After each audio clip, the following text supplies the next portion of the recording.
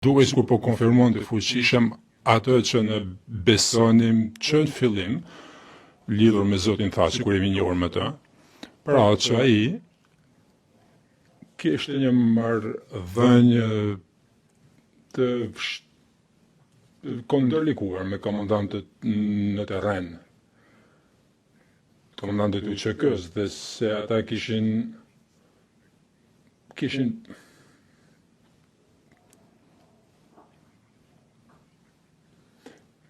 pa kohë, se më mirë thënë,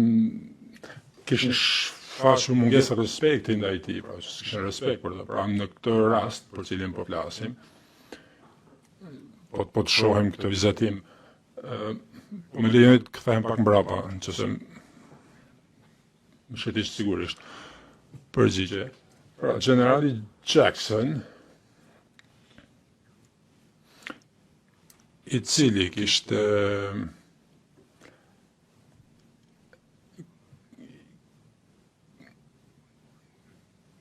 nuk kishte mos pajtim pra me generalin Clark për sa i takon përpjekjeve të rusëve për të marrë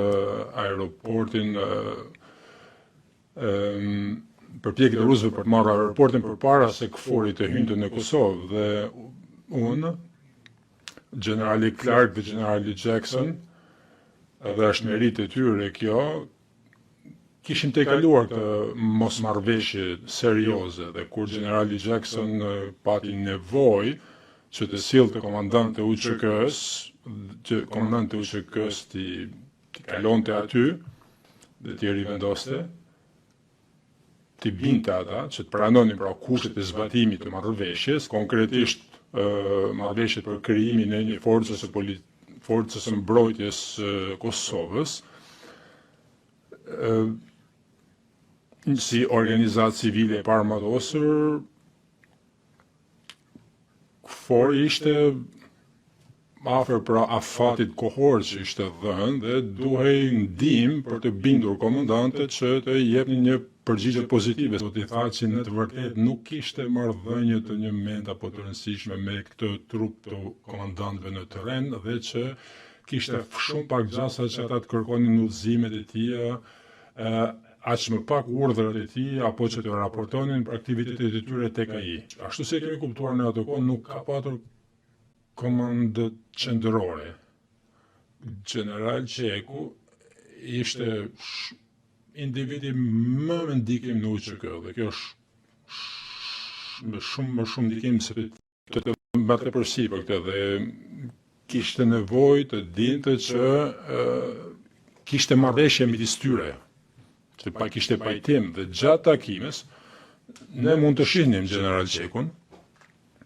shumë të qetë, i cili shikonte prapa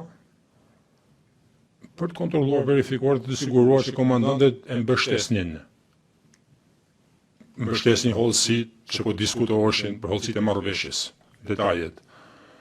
Pra, neve na dha përshtypje që Qeku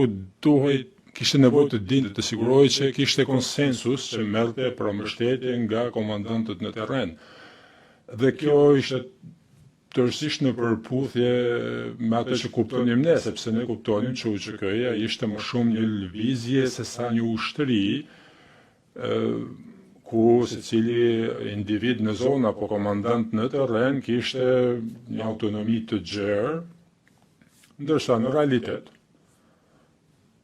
qoftë kjo në realitet apo në imagjinatën e tyre, pra, po kjo ata kishin këtë autonomi në terren e këtë pushtet. Ata mendonin që